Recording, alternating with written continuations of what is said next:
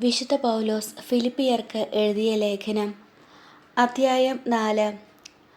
ആകയാൽ പ്രിയപ്പെട്ടവരെ, ഞാൻ കാണാൻ ആഗ്രഹിക്കുന്ന എൻ്റെ സന്തോഷവും കിരീടവുമായ വത്സല സഹോദരരെ, നിങ്ങൾ കർത്താവിൽ ഉറച്ചു നിൽക്കുവിൻ.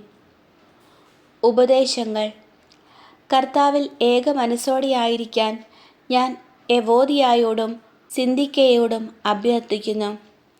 കൂടാതെ എൻ്റെ ആത്മസുഹൃത്തെ ക്ലെമൻറ്റിനോടും എൻ്റെ മറ്റ് സഹപ്രവർത്തകരോടും കൂടെ സുവിശേഷത്തിനു വേണ്ടി എന്നോടൊപ്പം പ്രയത്നിച്ച ആ സ്ത്രീകളെ സഹായിക്കണമെന്ന് ഞാൻ നിന്നോട് അഭ്യർത്ഥിക്കുന്നു. അവരുടെ നാമം ജീവൻ്റെ പുസ്തകത്തിലുണ്ട്. നിങ്ങൾ എപ്പോഴും നമ്മുടെ കർത്താവിൽ സന്തോഷിക്കുവിൻ. ഞാൻ വീണ്ടും പറയുന്നു, നിങ്ങൾ സന്തോഷിക്കുവിൻ. നിങ്ങളുടെ ക്ഷമാശീലം എല്ലാവരും അറിയട്ടെ. കർത്താവ് അടുത്തെത്തിയിരിക്കുന്നു. ഒന്നിനെക്കുറിച്ചും ആകുലരാകേണ്ട. പ്രാർത്ഥനയിലൂടെയും അപേക്ഷയിലൂടെയും കൃതജ്ഞതാസ്തോത്രങ്ങളോടെ നിങ്ങളുടെ യാചനകൾ ദൈവസന്നിധിയിൽ അർപ്പിക്കുവിൻ. അപ്പോൾ നമ്മുടെ എല്ലാ ധാരണയെയും അതിലംഘിക്കുന്ന ദൈവത്തിൻ്റെ സമാധാനം നിങ്ങളുടെ ഹൃദയങ്ങളെയും ചിന്തകളെയും യേശുക്രിസ്തുവിൽ കാത്തുകൊള്ളും. അവസാനമായി സഹോദരരെ, സത്യവും വന്ധ്യവും നീതിയുക്തവും പരിശുദ്ധവും സ്നേഹാർഹവും സ്തുത്യർഹവും ഉത്തമവും പ്രശംസായോഗ്യവുമായ എല്ലാ കാര്യങ്ങളെയും കുറിച്ച് ചിന്തിക്കുവിൻ. എന്നിൽ നിന്ന് പഠിച്ചതും സ്വീകരിച്ചതും കേട്ടതും എന്നിൽ കണ്ടതും നിങ്ങൾ ചെയ്യുവിൻ. അപ്പോൾ സമാധാനത്തിൻ്റെ ദൈവം നിങ്ങളുടെ കൂടെ ഉണ്ടായിരിക്കും. സഹായത്തിന് നന്ദി. നിങ്ങൾ ഇപ്പോൾ വീണ്ടും എന്നോട് താൽപ്പര്യം കാണിക്കുന്നതിനാൽ ഞാൻ കർത്താവിൽ വളരെ സന്തോഷിക്കുന്നു. ഈ താൽപ്പര്യം നിങ്ങൾക്ക് പണ്ടും ഉണ്ടായിരുന്നതാണ്. എന്നാൽ അത് പ്രകടിപ്പിക്കാൻ അവസരം ഇല്ലായിരുന്നല്ലോ. എനിക്ക് എന്തെങ്കിലും കുറവുള്ളതുകൊണ്ടല്ല ഞാൻ ഇത് പറയുന്നത്. കാരണം ഏതു സാഹചര്യത്തിലും സംതൃപ്തിയോടെ കഴിയാൻ ഞാൻ പഠിച്ചിട്ടുണ്ട്. താഴ്ന്ന നിലയിൽ ജീവിക്കാൻ എനിക്കറിയാം.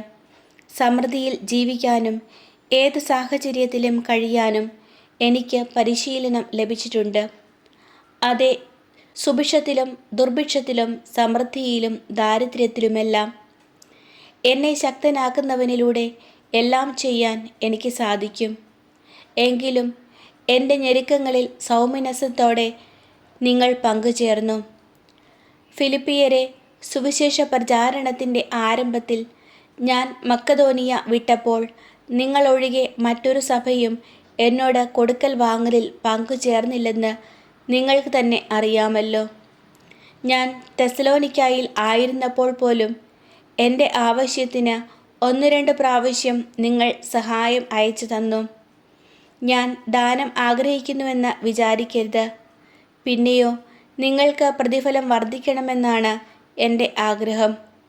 എനിക്ക് ആവശ്യത്തിനും അതിലധികവും ലഭിച്ചു.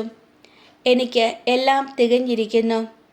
കാരണം എപ്പഫ്രോദിത്തോസിൻ്റെ അടുത്ത് നിന്ന് നിങ്ങളുടെ ദാനം ദൈവത്തിന് പ്രസാദിച്ചതും സുരഭിലവും സ്വീകാര്യവുമായ ബലി ഞാൻ സ്വീകരിച്ചു.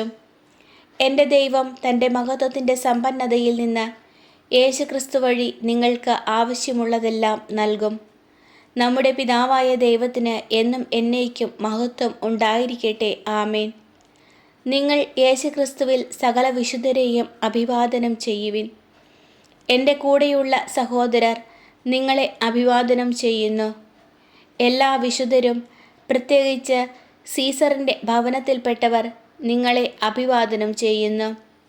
നമ്മുടെ കർത്താവായ യേശുക്രിസ്തുവിൻ്റെ കൃപ നിങ്ങളുടെ ആത്മാവോടു കൂടെ ഉണ്ടായിരിക്കട്ടെ.